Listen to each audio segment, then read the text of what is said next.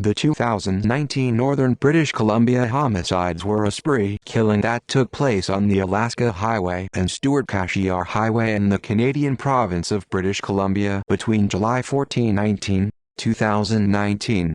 Cam McLeod and Briar Schmiegelski are believed to have killed Lucas Fowler and Gina Dees before killing Leonard Dick within a 6-day time frame. By July 23, 2019, McLeod and Schmiegelski allegedly traversed 3,200 kilometers, 2,000 miles, stretching across 4 Canadian provinces in 10 days.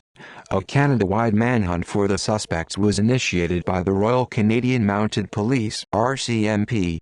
Between July 23 and August 7, McLeod and Schmiegelski used firearms to commit suicide near the Nelson River, northeast of Gillen, Manitoba.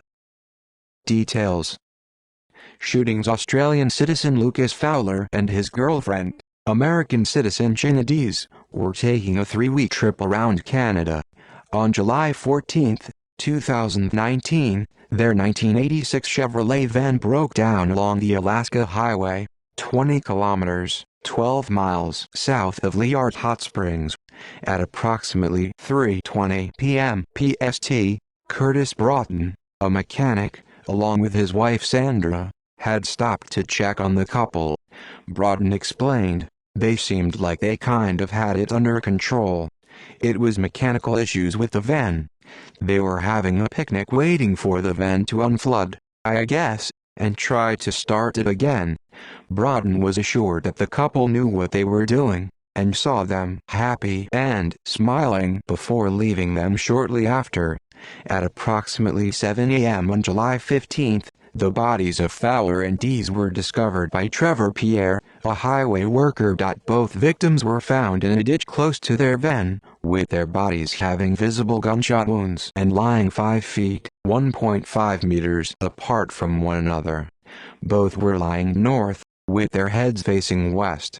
The van's back doors were left open with their windows smashed, according to Pierre.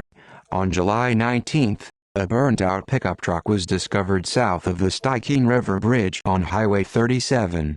The body of Vancouver resident Leonard Dick was found 2 kilometers, 1.2 miles south of the vehicle fire, with similar circumstances as Fowler and Dees, whose bodies were found 470 kilometers, 290 miles away. Cam McLeod and Briar Schmiegelski were initially reported as missing persons, as it was revealed that they were operating the pickup truck before it was destroyed. On July 22, the RCMP believed there was a possible link between the missing persons and homicide victims in northern BC. Manhunt. On July 23, a burning Toyota RAV4 was found near Fox Lake Cree Nation, north of Gillen, Manitoba, believed to be driven by the missing pair. Following this discovery, the RCMP sought second-degree murder charges against McLeod and Schmiegelski in relation to the northern BC killings. After the case received nationwide attention, a resident of Cold Lake, Alberta reported helping 2 younger males who had their Toyota RAV4 stuck on July 21. Later that same day, the pair was captured by video surveillance at a Meadow Lake store in Saskatchewan, the footage of which was turned into the police days later. Eyewitnesses have also recalled spotting McLeod and Schmiegelski twice in the Gillen area of Manitoba on July 22.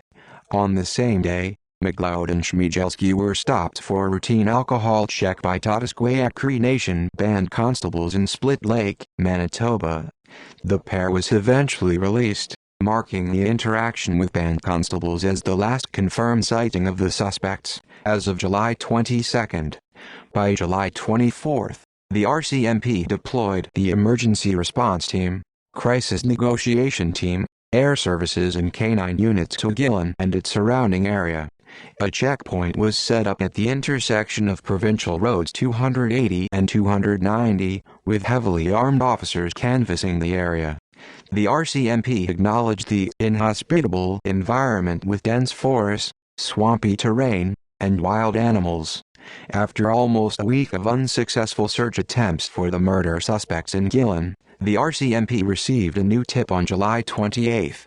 Travis Bigheady and Justin Coelho of the Indigenous Bear Clan Patrol spotted two people with matching descriptions of the wanted men at the York Landing Community Landfill, 200 kilometers southwest of Gillon. By July 29, the RCMP confirmed that they were unable to locate the suspects, reassuring the public of their continued presence in the Gillon and York Landing communities. On July 30, Northeast Ontario Provincial Police received a report of two suspicious men with matching descriptions of McLeod and Schmiegelski near Iron Bridge, east of Sault Ste. Marie. On July 31 at 10:30 a.m., OPP James Bay Detachment was notified that the fugitives may have been traveling eastbound in a white vehicle on Highway 11 near Kapuskasing, carrying a firearm. Officers were unable to locate the subjects in either incident. On the same day, 9 days after the manhunt began, Manitoba RCMP announced that it was scaling back their search operation after being unable to locate the suspects despite inspecting over 11,000 square kilometers and searching more than 500 homes in Gillon, York Landing and their surroundings. By August 1, more unconfirmed locations of the suspects have been reported to the OPP, including Sudbury, West Nipissing, North Bay and Parry Sound.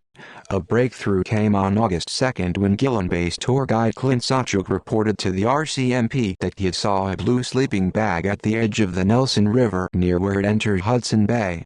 On August 6, the RCMP announced it found several items believed to belong to the suspects on the shore of the Nelson River. A fresh search of the river by the RCMP on August 3 found a damaged rowboat on the northern shore of the Nelson River below the Lower Limestone Rapids, about 65 kilometers northeast of Gillon. Near the rowboat were some other items which the RCMP linked to the suspects. This location was 9 kilometers, 5.6 miles northeast of where the burning Toyota RAV4 had been found on July 23. An underwater search by the RCMP close to where the rowboat was found did not find anything further. On August 7, RCMP in northern Manitoba reported that they believed they, accompanied by Fox Lake Cree Nation member Billy Beardy, found the bodies of the two BC fugitives in thick bush close to the Nelson River about 1 kilometer, (0.62 miles) west of where the damaged rowboat was found. By August 12, an autopsy report from Winnipeg confirmed that the two bodies found belonged to the wanted suspects and that they died of self-inflicted gunshot wounds. Response: Canadian Armed Forces. On July 26, a formal request from RCMP Commissioner Brenda Lucki was approved by Minister of Public Safety Ralph Goodale and Defense Minister Harjit Sajjan for assistance in locating the perpetrators. By July 27, an RCAF 435 Transport and Rescue Squadron, CC-130H Hercules aircraft was deployed from Winnipeg for aerial reconnaissance to the Gillon area, while under RCMP command. The aircraft utilized its high thermal detection gear in the search, with negative results. Assembly of Manitoba Chiefs. On July 27, 2019, an Indigenous-led neighborhood watch group arrived in Gillon at the request of the Assembly of Manitoba Chiefs. They offered volunteer support and services to the residents of the town, amid the high-risk manhunt in the area. Social media. The manhunt sparked the creation of Facebook groups theorizing the suspect's next moves. It also caused online trolls to emerge, tease the police and encourage the suspects in evading search efforts. One of those went by the alias Thomas Abraham Utoyo and alleged that the suspects were his friends and taunted that they are smarter than you think. Misconception. Highway of Tears. The initial reports of the murders in northern British Columbia have prompted confusion among some foreign media outlets. The locations of the murders were incorrectly identified as taking place on or near the infamous Highway of Tears. The stretch of highway is known for its decades-long unsolved murders and disappearances of Indigenous women. See also List of fugitives from justice who are no longer sought. List of solved missing person cases. List of unsolved murders. References External links overview of Fort Nelson and Bees Lake homicide investigation from the Canadian Mounted Police.